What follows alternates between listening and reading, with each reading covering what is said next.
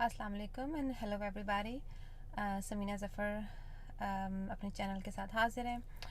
आज का टॉपिक जो है वो एक्चुअली बहुत से लोगों ने इंक्लूडिंग मेरे भांजे और भतीजों ने मुझसे पूछा कि अगर किसी ने अमेरिका में आना है तो वो यूनिवर्सिटी कैसे चूज़ करें एंड प्रेफरेबली सस्ती, क्योंकि जब आप अपनी ट्यूशन और फ़ीस को डॉलर में कन्वर्ट करेंगे तो वो काफ़ी ज़्यादा एक्सपेंसिव हो जाती है।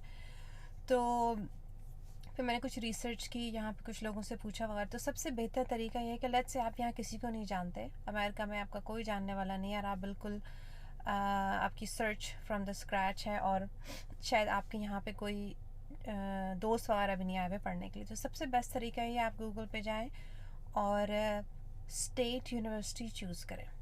लेट्स से आपने पहले तो आपने ये चूज़ करना है कि आपने कौन सी स्टेट में आना है। अगर आपको नहीं पता कि स्टेट को कैसे चूज़ करें तो बेस्ड ऑन कि सस्ती जगह कौन सी रहनी है, यहाँ रहने के लिए कौन सी सस्ती जगह है, तो वो मैं आपको रेकमेंड करूँगी। जैसे टेक्सास है, रिलेटिवली सस्ता है। ओक्लाहोमा सस्ता है। कैंसस, मिज़ोरी, ये सेंट्रल अमेरिका स्टेट्स में आ जाती हैं। आइडाहो, इस तरह के रीजन्स जो हैं वो सस्ते हैं। लेकिन आप New York, California, even Florida can be expensive, लेकिन रिलेटिवली चीपर है कैलिफोर्निया के निस्बत। तो लेट्स से आपने एक स्टेट चूज़ कर ली, अब फिर आपने लेट्स से आपने ओक्लाहोमा चूज़ किया। अब गूगल करें जाके स्टेट यूनिवर्सिटीज़ ऑफ ओक्लाहोमा, तो उसमें मुख्तलिफ यूनिवर्सिटीज़ पॉपअप हो जाएंगी।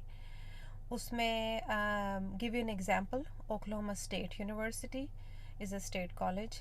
अगर आप कम्युनिटी कॉलेजेस ढूंढ रहे हैं, कम्युनिटी कॉलेज में लोग तब आते हैं जैसे जैसे उन्होंने वहाँ पे पाकिस्तान में अभी वहाँ पे बैचलर्स किया है या उन्होंने 10th ग्रेड पास किया, वो यहाँ आके कॉलेज शुरू करना चाहें तो वे कम्युनिटी कॉलेजेस में एडमिशन्स ले सकते हैं। उसमें ओक्लाहोमा में रोज स्टेट है, ओक्लाहोमा सिटी कम्युनिटी कॉलेज है।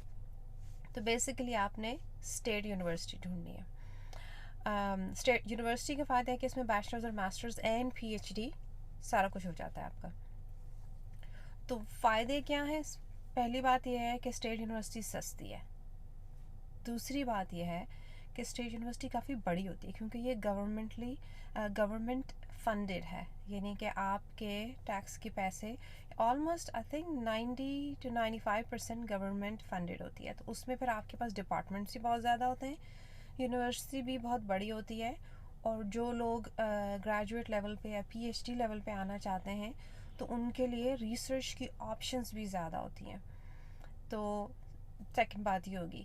थर्ड चीज़ ये है कि जब आप बड़ी यूनिवर्सिटी है, ज़्यादा डिपार्टमेंट हैं, रिसर्च के ऑप्शन ज़्यादा हैं, तो ऐसी यूनिवर्सिटीज़ में उन लोगों को, इंटरनेशनल स्टूडेंट्स को असिस्टेंटशिप मिलने के चांसेस ज़्यादा होते हैं, क्योंकि उनके पास एक डिपार्टमेंट में अगर प्रोफेसर किसी चीज़ पे रिसर्च कर रहा है तो उसके पास ग्रांट होगी वो रिसर्च कंडक्ट करने के लिए। तो उसको जब उसके पास पैसे होंगे तो वो लोगों को हायर करेगा असिस्टेंटशिप के लिए, जिसकी हेल्प करें उस रिसर्च में। तो वहाँ पे आपके पास असिस्टेंटशिप के चांसेस ज़्यादा होते हैं।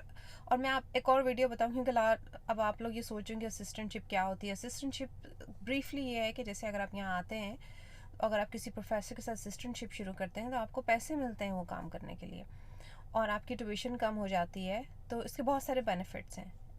डेफिनेटली फ्यूचर में मैं इसकी एक वीडियो बनाऊंगी कि आप असिस्टेंटशिप कैसे लें और उसके क्या फ़ायदे। तो तीसरी चीज़ होगी कि असिस्टेंटशिप मिल जाती है आपको। चौथी चीज़ ये है कि जब यूनिवर्सिटी इतनी बड़ी होती है तो उनकी ऑन कैंपस हाउसिंग भी अवेलेबल होती है, और कैंपस हाउसिंग इसलिए बहुत ज़रूरी है कि पहली बात है, जब आप इंटरनेशनल स्टूडेंट यहाँ पे आते हैं आप इतने लोगों को जानते नहीं, एटलीस्ट एक सेमेस्टर के लिए आपके पास रहने की जगह होनी चाहिए और वो यूनिवर्सिटी आपको गाइड कर देती है। दूसरा ये, जब आप कैंपस पे रहते हैं तो आपको ट्रांसपोर्ट नहीं चाहिए होती है, क्योंकि आप वॉक करके स्कूल जा सकते हैं अपने। और जब लोग यहाँ नए नए आते हैं, कुछ लोगों के पास फंडिंग नहीं होती, कुछ लोगों को इतना अंदाज़ा नहीं होता है, उनकी ना कैंपस में शटल बस भी चलती है। तो आप जो हैं वो लेके एक डिपार्टमेंट भी इतने बड़े बड़े होते हैं, काफ़ी दूर चलना पड़ता है आपको। तो आप एक जगह से दूसरी जगह आराम से यूनिवर्सिटी की ट्रांसपोर्ट यूज़ कर सकते हैं। तो ये कुछ बेनिफिट्स हैं جو میں نے ریسرچ کیے اور لوگوں سے پوچھا کہ اگر آپ آ رہے ہیں تو آپ نے چیپ یونیورسٹی کیسے ڈھونڈنی ہے اور باقی اس کے کیا فائدے ہیں، یہ سارے میں نے آپ کو. ایک نقصان جو اس میں یہ ہے کہ کیونکہ یونیورسٹی جو ہے وہ موسٹلی گورنمنٹ فنڈڈ ہے، تو ان کے رولز اینڈ ریگولیشن بڑے یعنی کہ بائی دا بک ہوتے ہیں. اگر کسی کا جی پی اے کم ہے تو دیر از نو وے کہ وہ آپ کو پالیسی چینج کر کے آپ کو کنڈیشنل ایڈمیشن دے دیں کہ نہیں جی آپ کچھ عرصہ پڑھیں، ہم آپ کا پہلے سیمسٹر کا رزلٹ دیکھیں گے.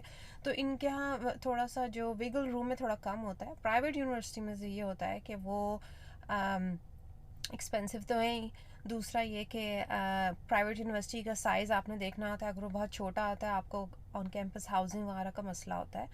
اور جو اچھی چیز پرائیویٹ یونیورسٹیز کی یہ ہے کہ وہاں پہ ایزیلی ایڈمیشن مل جاتا ہے. موسٹ یونیورسٹیز میں ان کی جو کنڈیشنز ہوتی ہیں کہ آپ کا سرٹن جی پی او یا آپ کا certain S A T score ہو، وہ اس کو بھی لو اسکورز بھی ایکسیپٹیبل ہو جاتے ہیں. ہر یونیورسٹی میں نہیں، لیکن دیر is always a room to ویگل put it this وے.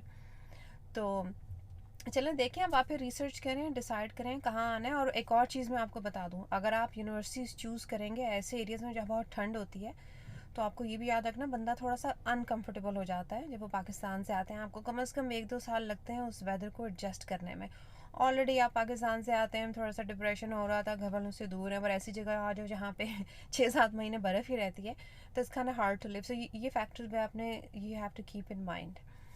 تو چلیں ٹھیک ہے، پھر آپ مجھے بتائیے گا اس ویڈیو کے بعد.